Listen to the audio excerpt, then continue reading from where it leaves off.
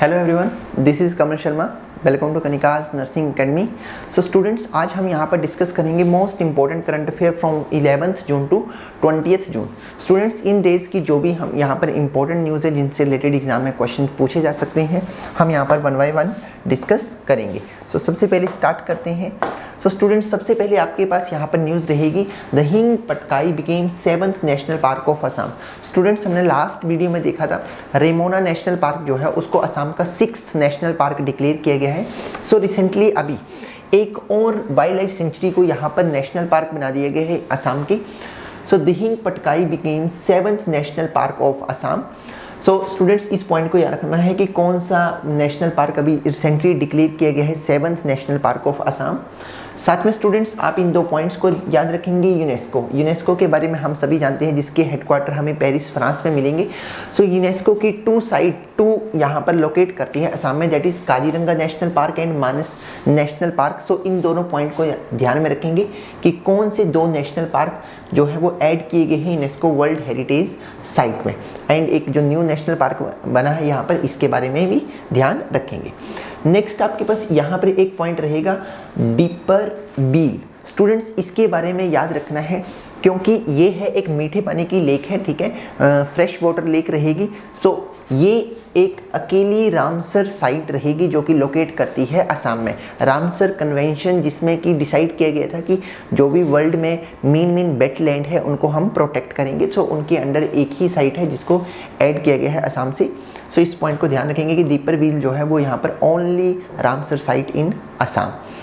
Next news है students, world blood donor day recently celebrate यहाँ पर ऑब्जर्व किया गया है। तो क्वेश्चन बन सकता है कि वर्ल्ड ब्लड डोनर डे कौन सी डे को ऑब्जर्व किया जाता है, that is June 14। And the most important इसका थीम रहेगा give blood and keep the world beating. So इस पॉइंट को ध्यान में रखेंगे।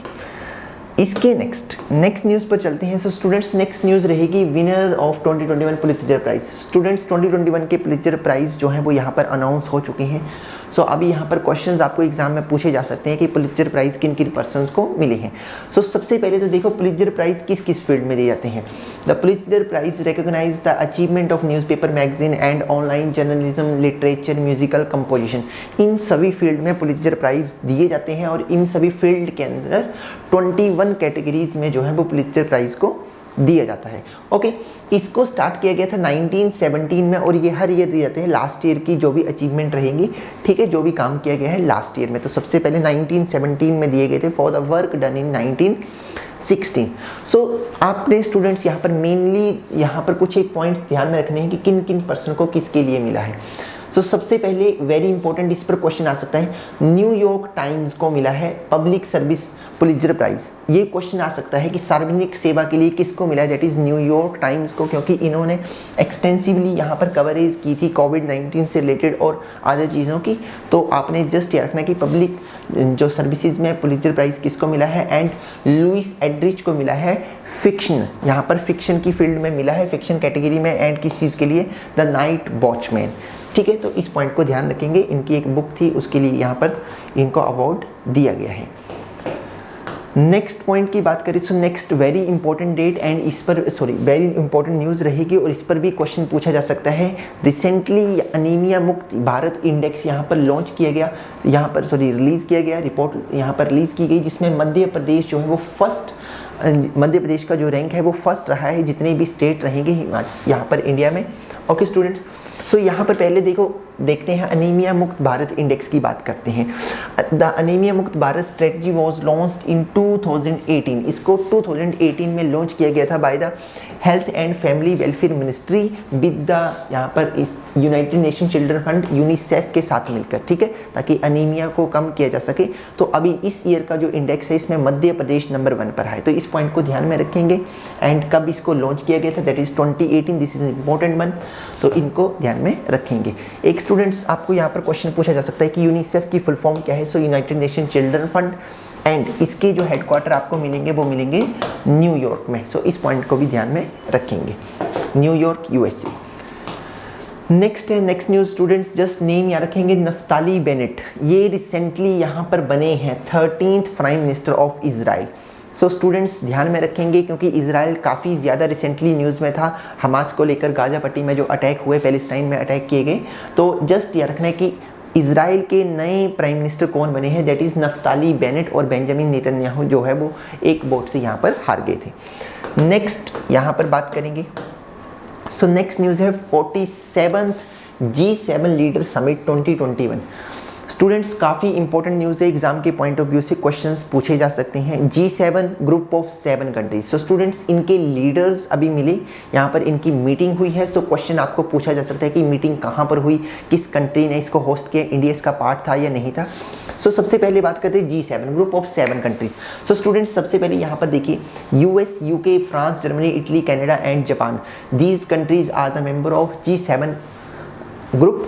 सो स्टूडेंट्स यहाँ पर क्वेश्चन, अब इनका जो समिट रहा, समिट हुआ है, पहले तो आपने ये याद रखना कहाँ पर हुआ है, कॉर्नवॉल, यूनाइटेड किंगडम, और इसको यूके द्वारा होस्ट किया गया था। तो क्वेश्चन आ सकता है कि जो 47th रिसेंटली G7 समिट हुआ है इसको किस कंट्री ने होस्ट किया, दैट इज यूके, और ये कहाँ पर हुआ, कॉर्नवॉल, यूनाइटेड किंगडम में हुआ है। ठीक है, अब क्वेश्चन आ सकता है इंडिया ने पार्टिसिपेट किया था। देखो स्टूडेंट्स, हम यहाँ पर देख सकते हैं India is not the part of G7, लेकिन इंडिया को यहाँ पर इन्वाइट किया गया था बाय यूके, इसलिए इंडियन प्राइम मिनिस्टर ने यहाँ पर पार्टिसिपेट किया। लेकिन स्टूडेंट्स यहाँ पर इंडियन प्राइम मिनिस्टर ने जो पार्टिसिपेट किया है वो किया था वर्चुअली, क्योंकि अभी रिसेंटली कंट्री में अभी काफ़ी ज़्यादा कोविड की सिचुएशन यहाँ पर चल रही थी, तो इसलिए वो वहाँ पर नहीं गए थे। इंडिया के साथ यहाँ पर Australia, south Korea and south Africa, in countries को भी यहाँ पर इन्वाइट किया गया था। तो इस पॉइंट को ध्यान में रखेंगे। And theme very important question आ सकता है कि G7 जो समिट हुआ है रिसेंटली, इसका थीम क्या था, building back better. And students एक और पॉइंट ये इंपॉर्टेंट रहेगा, G7 कंट्रीज जिसको इनके द्वारा एक इनिशिएटिव लॉन्च किया गया जिसको लीड कर रहा है यहाँ पर USA, build back better world. Students हम जानते हैं कि चाइना के द्वारा काफ़ी ईयर पहले एक belt and road initiative infrastructure project start किया गया था। तो इसी को काउंटर करने के लिए यहाँ पर एक USA और G7 कंट्रीज ने मिलकर एक प्रोजेक्ट चलाया, that is build back better world. So इस पॉइंट को ध्यान में रखेंगे। Next news very important for the exam. Students last year AIIMS के एग्जाम में क्वेश्चन पूछा गया था कि who is the current CEO of Microsoft, that is, तो आपका वहाँ पर आंसर था सत्या नाडेला। अभी सत्या नाडेला को यहाँ पर माइक्रोसॉफ्ट के चेयरमैन बना दिया गया है। तो वेरी इंपॉर्टेंट क्वेश्चन है एग्जाम के लिए कि माइक्रोसॉफ्ट के चेयरमैन कौन है या रिसेंटली कौन बने हैं, दैट इज सत्या नाडेला। सो इनको इस पॉइंट को ध्यान में रखेंगे। नेक्स्ट न्यूज़ की बात करें, 125th edition of French Open. French Open students एक टेनिस टूर्नामेंट है। ओके, तो अभी रिसेंटली ये यहाँ पर कंप्लीट हुआ था। तो इसमें आपने जस्ट याद रखना है कि वुमेन सिंगल्स में कौन जीता है एंड जो यहाँ पर मेन सिंगल्स है उसमें कौन यहाँ पर जीत गया है। तो नोवाक जोकोविच जो कि सर्बिया से बिलोंग करते हैं। तो स्टूडेंट्स याद रखना है, नोवाक जोकोविच win his second French Open title in men singles and 19th grand slam. Students हम जानते हैं कि पर एक साल में 4 ग्रैंड स्लैम टूर्नामेंट होते हैं। तो ये इनका टोटल 19th ग्रैंड स्लैम था। और स्टूडेंट्स जोकोविच became first player in the open era to win all major grand slam. तो ये याद रखना कि पहले प्लेयर बने जिन्होंने सभी ग्रैंड स्लैम को 2-2 बार जीता है। 4 ग्रैंड स्लैम टूर्नामेंट होते हैं in a year, Australian Open, French Open, Britain, Wimbledon जिसको हम बोलते हैं, जो कि सबसे पहला एक यहाँ पर ग्रैंड स्लैम टूर्नामेंट है जो सबसे पहले शुरू हुआ था, एंड बाद में US ओपन। सो इनके बारे में ध्यान रखेंगे। और यहाँ पर बारबोरा क्रेत्सिकोवा जो कि चेक रिपब्लिक से बिलोंग करती हैं, इन्होंने वुमेन सिंगल में यहाँ पर इस टाइटल को जीता है। सो स्टूडेंट्स इन पॉइंट्स को ध्यान में रखेंगे। नेक्स्ट स्टूडेंट्स इंपॉर्टेंट न्यूज़ है, समटाइम्स क्वेश्चन बन जाते हैं इस तरह के भी। India ranked 43rd in the world competitiveness index 2021, Switzerland tops. Students recently एक इंस्टीट्यूट ऑफ मैनेजमेंट डेवलपमेंट, इनके द्वारा एक वर्ल्ड कम्पिटिटिवनेस इंडेक्स लॉन्च किया गया। सो जस्ट आपने याद रखना है कि किस कंट्री ने टॉप किया है और इंडिया का रैंक क्या है। इंडिया का रैंक रहा है 43 एंड स्विट्जरलैंड ने यहाँ पर टॉप किया है आउट ऑफ 64 नेशंस। अब हम बात करें वर्ल्ड कम्पिटिटिवनेस इंडेक्स क्या होता है। स्टूडेंट्स ये एक एनुअल रिपोर्ट है जो कि किसी कंट्री की प्रोस्पेरिटी और कम्पिटिटिवनेस को दिखाती है। सो जस्ट आपने याद रखना है कि अभी रिसेंटली इंडिया का रैंक क्या रहा और किस कंट्री ने यहाँ पर टॉप किया। नेक्स्ट हम बात करेंगे यहाँ पर। सो नेक्स्ट न्यूज़ है आपके पास, India ranked 120th in sustainable development report 2021, Finland tops. तो सबसे पहले स्टूडेंट्स आपको इनके बारे में पता होना चाहिए। स्टूडेंट्स हम यूनाइटेड नेशन के बारे में सभी जानते हैं, यूनाइटेड नेशन एक वर्ल्ड लेवल ऑर्गेनाइजेशन है। सो उनके द्वारा 2015 में 17 सस्टेनेबल गोल जो थे वो यहाँ पर सेट किए गए थे, टारगेट रखे गए थे यूनाइटेड नेशन द्वारा सभी कंट्रीज़ के लिए कि इन टारगेट को हम अचीव करेंगे 2030 तक, जिसमें अलग अलग टारगेट थे, लाइक हंगर को ख़त्म करना है, पोल्यूशन को ख़त्म करना है, या बहुत सारी चीज़ें जो भी हैं। तो यहाँ पर 17 टारगेट रखे गए थे। तो हर साल एक रिपोर्ट बनती है कि कौन सी कंट्री कितना काम कर रही है उस चीज़ को करने के लिए। तो अभी इस साल की जो रिपोर्ट आई है इसमें इंडिया का रैंक जो रहा है वो 120th रहा है सभी कंट्रीज़ में से, कि अभी इंडिया कितना इस पर वर्क कर रहा है। और फिनलैंड ने टॉप किया है, जो कि इन सस्टेनेबल डेवलपमेंट टारगेट को पूरा करने में सबसे आगे है, वो कंट्री रहेगी फिनलैंड। स्टूडेंट्स यहाँ पर इन पॉइंट्स को ध्यान में रखेंगे, क्वेश्चन आ सकता है। और ये ध्यान रखेंगे कितने सस्टेनेबल गोल थे, दैट इज 17। यूनाइटेड नेशन की बात करें तो यूनाइटेड नेशन में टोटल कंट्रीज मेंबर है 193, जिसके हेडक्वार्टर आपको मिलेंगे न्यूयॉर्क यूएसए में, एंड इसके सेक्रेटरी जनरल करंट बात की जाए तो वो है एंटोनियो गुटेरेस। सो इस पॉइंट को ध्यान में रखेंगे। नेक्स्ट बात करते हैं, नेक्स्ट इंपॉर्टेंट न्यूज़ है ग्लोबल पीस इंडेक्स 2021।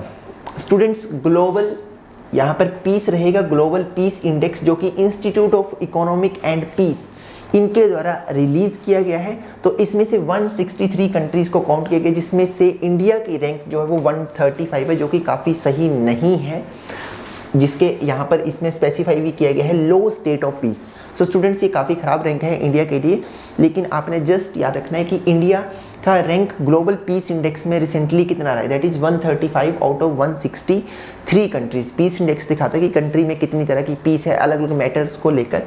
सो इस पॉइंट को ध्यान रखेंगे। आइसलैंड जो है वो सबसे पीसफुल कंट्री है इस इंडेक्स के अकॉर्डिंग। सो इस पॉइंट को भी ध्यान में रखेंगे। इसके नेक्स्ट आपके पास न्यूज़ रहेगी Indian sprinter Padmashri Milkha Singh passed away. Students recently आपने इस न्यूज़ को सुना होगा, 18 जून को मिल्खा सिंह जी की यहाँ पर डेथ हुई थी। सो स्टूडेंट्स इस पॉइंट को ध्यान में रखेंगे। इनके बारे में कुछ एक पॉइंट्स ध्यान में रखेंगे। इनको पॉपुलरली जाना जाता था फ्लाइंग सिख के नाम से। सो क्वेश्चन पूछा जा सकता है कि किस पर्सन को फ्लाइंग सिख के नाम से जाना जाता था, तो इसको ध्यान में रखेंगे। गोविंदपुरा पाकिस्तान में इनका 1929 में इनका बर्थ हुआ था। सो इस पॉइंट को भी ध्यान में रखेंगे, समटाइम्स क्वेश्चन पूछे जा सकते हैं। 3 टाइम इन्होंने पार्टिसिपेट किया इन ओलंपिक। 1956 के जो समर ओलंपिक्स थे जो कि मेलबर्न में हुए, 1960 के समर ओलंपिक्स जो कि रोम में हुए थे। और स्टूडेंट्स यहाँ पर से ये काफ़ी ज़्यादा फेमस हुए थे क्योंकि इसमें ये 4th नंबर पर रहे थे, लेकिन इन्होंने लास्ट टाइम के वर्ल्ड रिकॉर्ड को यहाँ पर तोड़ा था। साथ में 1964 के समर ओलंपिक्स जो टोक्यो में हुए थे उनमें इन्होंने पार्टिसिपेट किया था। इनको पद्मश्री दिया गया था 1959 में in the field of sports, and इन्होंने टोटल 4 एशियन गोल्ड मेडल यहाँ पर जीते हैं। सो ये क्वेश्चन पूछा जा सकता है आपको कि मिल्खा सिंह को कितने एशियन गोल्ड उन्होंने जीते थे, दैट इज़ 4। एंड ये also born India's first ever track and field Commonwealth Games in the 400 metre race. So students इस पॉइंट को भी ध्यान में रखेंगे। नेक्स्ट बात करते हैं। सो नेक्स्ट न्यूज़ है आपके पास एंटोनियो गुटेरेस, जिनकी बात हम पहले ही कर रहे थे। स्टूडेंट्स एंटोनियो गुटेरेस जो कि इस वक्त करंट सेक्रेटरी जनरल है यूनाइटेड नेशन के, इनको री इलेक्ट कर दिया गया है as United Nation secretary general for the second 5-year term, जो कि स्टार्ट होगी 1 जनवरी 2022 से। तो अगले 5 साल के लिए फिर से ये सेक्रेटरी जनरल बने हैं। सो इस पॉइंट को जस्ट याद रखेंगे। And very important news next, Sunil Chhetri जो कि इंडियन फुटबॉल टीम के कैप्टन हैं, ये became 2nd highest international goal scorer. Student जितने भी आज की डेट में एक्टिव प्लेयर्स हैं, यदि हम बात करें in the field of football, तो सबसे ऊपर उनमें गोल करने में है जिनके गोल है 103, दैट इज़ क्रिस्टियानो रोनाल्डो। दूसरे नंबर पर यहाँ पर आ गई हैं that is Sunil Chhetri. So just आपने नेम याद रखना है कि कौन से पर्सन अभी recently 2nd highest goal scorer बने हैं in the field of sports, तो दैट इज़ सुनील छेत्री। तो इस पॉइंट को ध्यान में रखेंगे। सो स्टूडेंट्स ये थी कुछ एक इंपॉर्टेंट न्यूज़ जो कि आपको एग्जाम में पूछी जा सकती हैं। सो आई होप ये आपको क्लियर हुआ होगा। So thank you so much.